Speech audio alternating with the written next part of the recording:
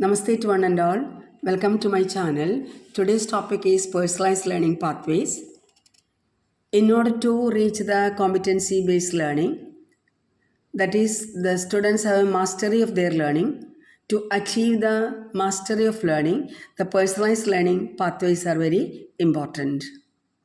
So, what are personalized learning pathways? They are effective tool for increasing student engagement. They are an effective tool for increasing student engagement. These pathways or plans can improve learning outcomes and educational aspirations of students when developed in serious collaboration among students, their parents. Yes. So through the learning pathways, the students can have serious collaboration with the students, parents, teachers, and identify or organize and apply personal approaches to learning and engagement. And educators can customize these plans to meet local needs and context. So educators can target short-term or long-term goals for their students through personalized learning pathways. The short-term goals are actually specific guiding steps to reach long-term goals. And here, this personalized learning pathways having several features also. We can come back to this topic. First of all, we can understand what are the different personalized learning pathways. And this video is for the newcomers especially, and some of the teachers who have joined the CBSE schools, middle school, then high school. They contacted me, how can we teach effectively, how the learning outcomes can be more effectively managed. So that is one of the reasons why now I am taking this, even though this PPT I have prepared a long time back. And so here, that is, when a teacher is planning the class, the teacher can take the class in different ways, but only the thing is that the correct planning should be there, what I will do when I reach the class. So in the lesson plan, you have to clearly write down what I am going to do when I am reaching this paragraph to this paragraph, or this topic or this concept. A clear idea should be there. According to the lesson plan should be created, and according to the lesson plan we can write what we are going to do when I am reaching the class. So here a teacher using the collaborative learning or cooperative learning, yes, it is a very effective method. That is, the teacher can give the topic to the student, and the students together share a task to work together to solve the problem, to complete the task. That is the collaborative learning. That is, the teacher is giving the topic, you find out and understand what is it, and you solve the problem. You find out that particular thing and present it in the class. So there is a shared task to work together to solve the problem, to complete the task. But in cooperative learning, the dividing the task among members to achieve a common goal. So the main task is divided among different groups, and these different groups are entrusted different tasks, and different tasks are done by different groups, and after all they are putting together and they are reaching the common goal. So that is cooperative learning. So collaborative learning, all of them together will do. The other one, some specifications will be there, like division of labor. Making of an article is divided into process, and each process and sub-process is entrusted into a group of workers, like that. So that is a cooperative learning. This is an effective method. So simple things, not much explanation needed, that type of things you can give to the children and ask them to find out. Then the one important thing is that as they are doing, it may be more interesting to them. Then reciprocal teaching. Students begin teacher in small groups, reading sessions. Teachers model them, guide them, and to guide group discussions using 4 strategies: summarizing, question generating, clarifying, and predicting. So see, the question generating is very effective task. It is a very good task. If you give the children 2 or 3 paragraph and ask them to prepare questions, they will prepare the questions. So they will understand the difficulty of making a question, how to make the question. They will understand what are the types of questions they can get from that particular topic. So that is reciprocal teaching. The student becomes the teacher. Then other one is blended learning or hybrid learning. Yes, in this photo you can see that there is a smart board is there. Yes, a smart board is there, and at the same time the presence of a physical teacher is there. So technology mediated instruction or a web enhanced instruction or a mixed modes instruction. It is an approach to combine online educational materials and physical based classroom methods. Most often we used to follow this method of teaching. Then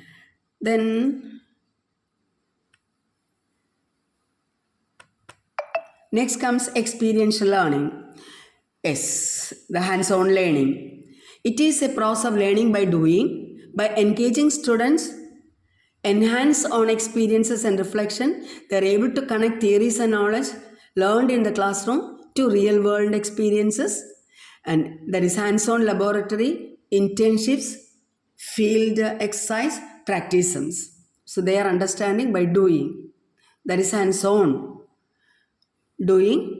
And so internships. What is internships? A professional learning experience that offers a meaningful practical work related to a student field study or career interest. So that is internship. Professional. A person become professional is learning, and after all learning they will go through the internship, and they're starting their career development. Then practicums, a course of study for teachers, doctors and nurses, etc.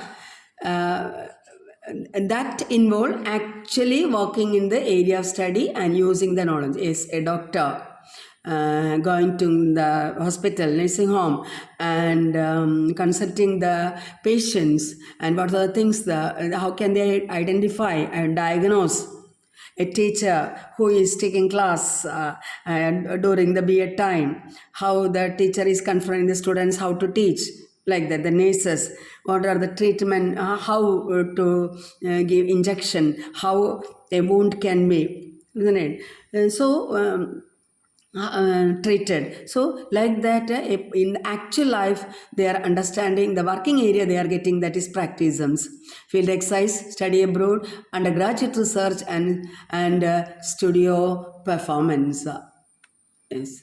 So experiential learning, what is it? Active experimentation, planning or trying out what was learned. Yes. So first we are in active experimentation. We are doing planning or trying out what was learned, what we have learned. Yes, understanding what I have learned here. Then concrete experience, doing or having on experience. What I have learned, that I am putting into practice, hands-on learning, doing or having. Then coming reflective observation. After all the experience, I am finding out that whether what I have learned and what I experienced both are same. Both are the same. That is reflective observation. I am reviewing what it is written in the theory. Is it correct or not? That is reflective observation. Then comes a abstract conceptualization, learning from the experience and concluding. So after all, I'm reaching the conclusion, what I have learned. Yes, this is correct or wrong or some mistakes, like that. So that is experience or fully understanding that what I have learned is fully correct. So through doing, observing, reviewing, and the correct conclusion we are reaching, that is abstract conceptualization.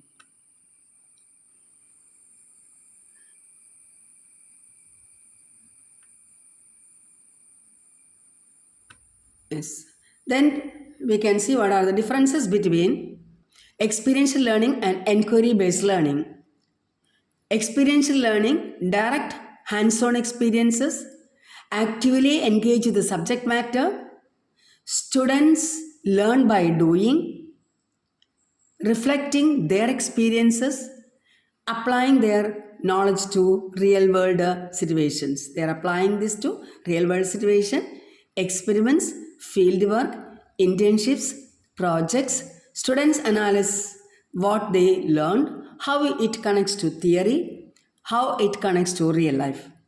So they're experiencing, they are engaging with the subject matter, and they are doing it, they are working on it, they are reviewing it, and applying it to the real world through experiments, field work, internship projects, and they are analyzing, yes, what I have learned, and at last connecting it to the real life situations.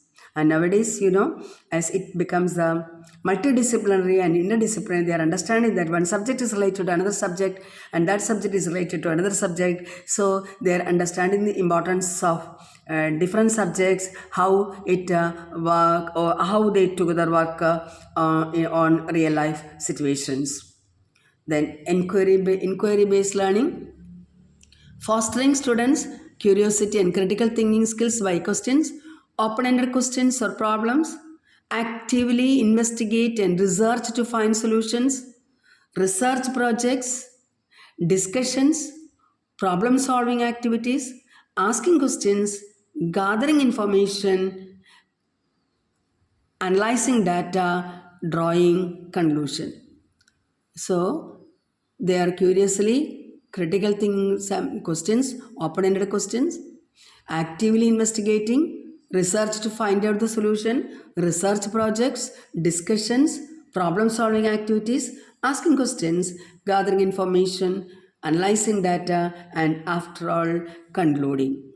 So here both promotes active student engagement.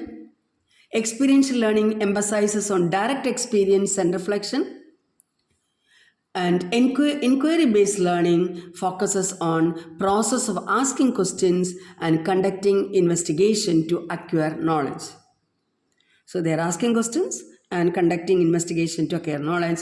So both are used in combinations to enhance the learning experience. And I will tell you what are the features of personalized learning pathways.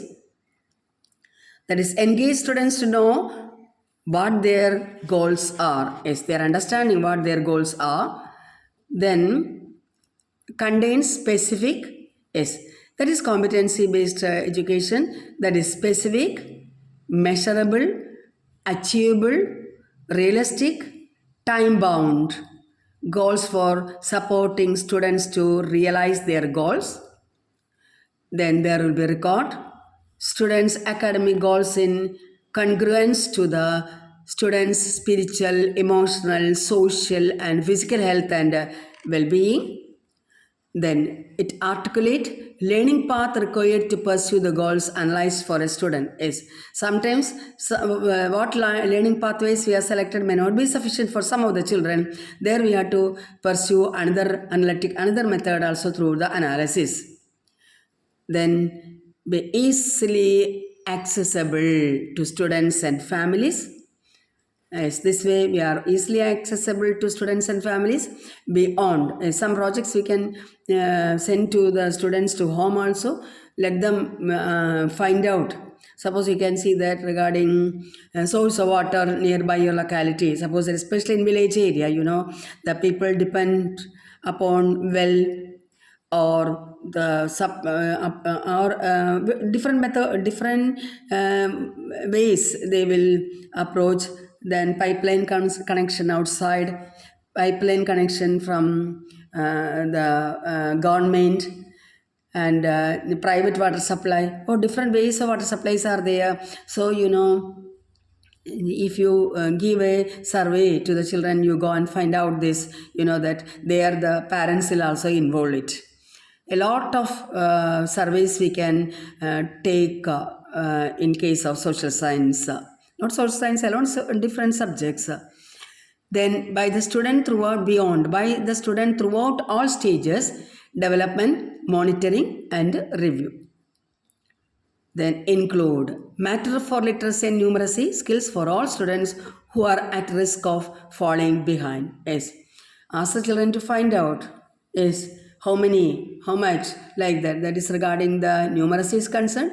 And literacy is concerned, they ask them to write down about your locality, write down about the primary health centers near your locality, or ask about the education institutions nearby your localities. A lot of things you can give to the students to understand according to the importance of according to the concepts, what are the lessons you are taking.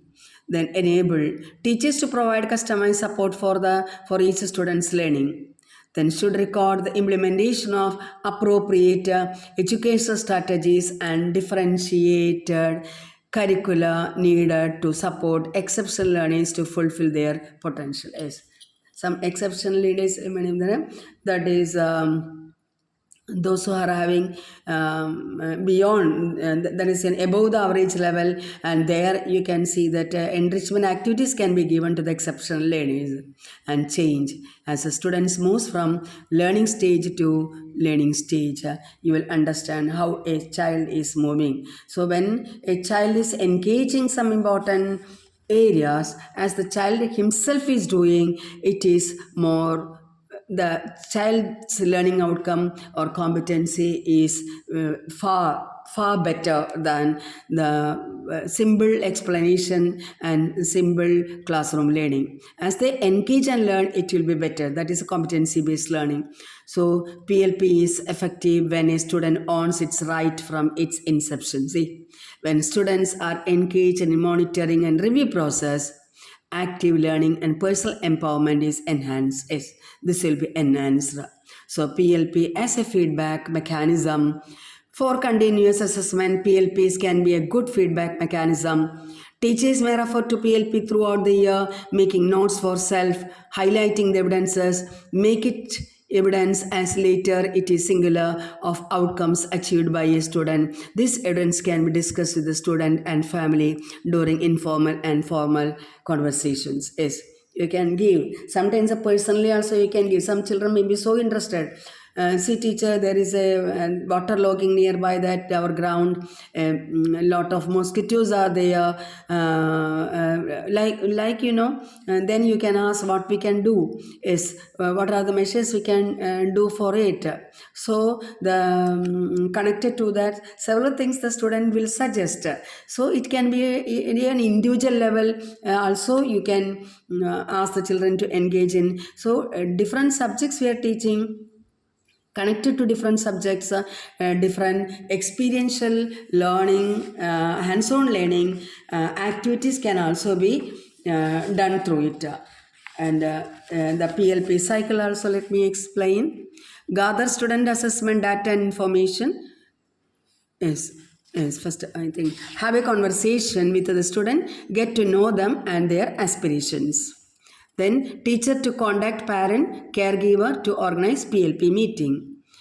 Then PLP meeting with the teacher, parent and student to discuss aspirations, academic and pathways. These are the ways we are going to take the class. We are taking, isn't it? Teachers, students and parents review PLP every term to ensure students meet targets and make progress. Yes, and after all, gather student assessment data and information. What they have assessed, what are the information they have collected, record it and keep it. So as an anecdotal, this record may be very important, and subject-wise also it is very important. So this way, and these competencies, next is competencies. So what they have achieved, that leads to competencies. Competencies include explicit, measurable and transferable learning objectives that empower students. Yes, that is the importance of CBL. Okay, today's video this much thing, how the students can be engaged. There are several other methods also. Students can be engaged, the peer group. After a test paper, the peer group can be given the test paper to correct it, and or self correction can be done first of all, then the peer group can correct it, then after all the teacher. By that way, by the moment when the teacher corrects the test paper last minute, that is first they themselves self-assessment, then comes the peer assessment, and at last difficult topic can be given like that. So it is also a learning pathways, because assessment can also be used as a tool. So by the end, when the teacher gets a paper, most of the corrections will be done. Only the thing is that the follow-up should be done. When a student is doing when a student himself is correcting his paper, you can give a topic, ask them to study and come and write down. After all, you can give the student to write down and see whether any mistakes you have committed. So they honestly correct it. Mistakes have been written. Some imposition can be given 2 times, 3 times like that, and let them learn and come the next day. Then again, that particular topic can be corrected by the peer group, and the peer group will check it properly, and there also the mark will be given, and the follow up will be given. After all, the same topic, if the teacher corrects, an excellent result you will get. Yes. So if they made some mistake, you can identify that how the mistake has come. You can verify the peer group's correction. Then you can verify the personal correction, is self-assessment, like that. So this is also can be used as a tool, and not as an assessment tool, is as an learning tool. Yes. So for the time being, this is okay. Thank you all.